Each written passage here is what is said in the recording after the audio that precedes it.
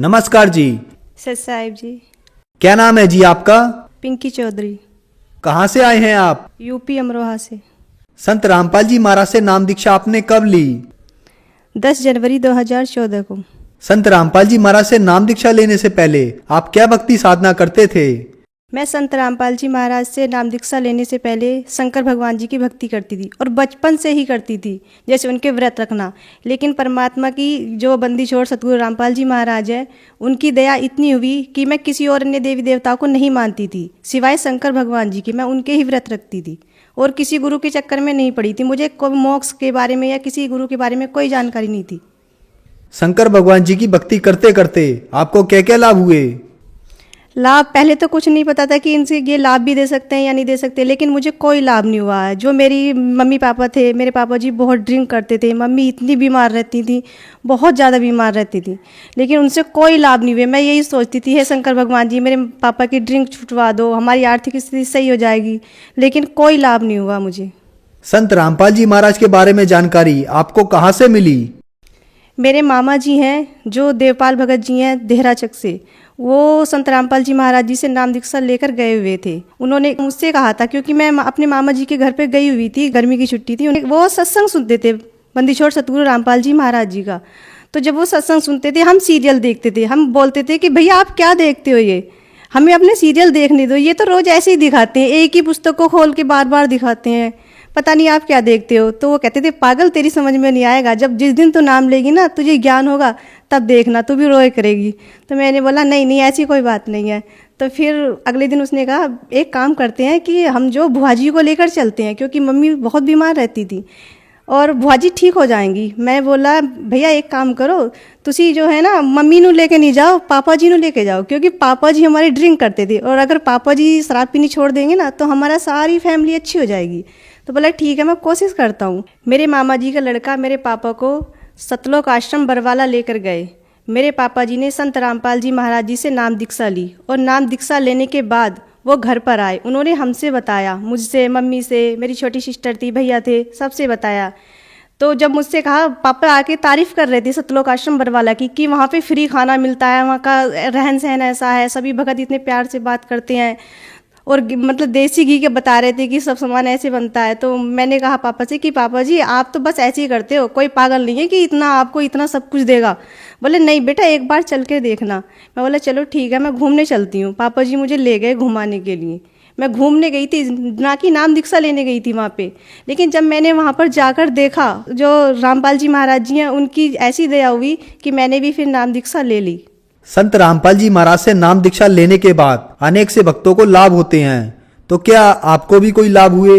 जी हाँ, संत रामपाल जी महाराज जी से नाम दीक्षा लेने के बाद मुझे सबसे पहला लाभ, जो मानव जीवन का मूल कार्य होता है, यानी कि जिसे मोक्ष कहते हैं, 84 लाख योनियों से जो पीछा छूटता है, मुझे मोक्ष मिलने की सही विधि, सही भक्ति विधि मुझे प्राप्त हुई। और जैसे शारीरिक लाभ होते हैं, मेरे पित्त की जो थैली होती है, गुर्दे में पथरी होना तो आम बात होती है, लेकिन मेरी पित्त की थैली में पथरी थी और 6 9 mm की इतनी पथरी थी और मेरे इतना दर्द होता था, इतना दर्द होता है कि डॉक्टर कैप्सूल भी देते थे और मेरे इंजेक्शन भी लगाते थे, तब जाकर मुझे थोड़ी शांति मिलती थी।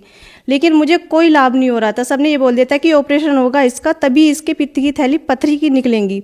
लेकिन मैंने संत रामपाल जी महाराज जी से सिर्फ प्रार्थना की थी कि गुरुजी मेरे ऐसे ऐसे पथरी हैं। तो संत रामपाल जी महाराज जी ने कि मात्र आशीर्वाद से ही मेरी वो पथरी, आज 3 साल हो चुके हैं, मेरे ना ही कोई दर्द है ना कोई पथरी है, बिल्कुल कुछ भी नहीं है।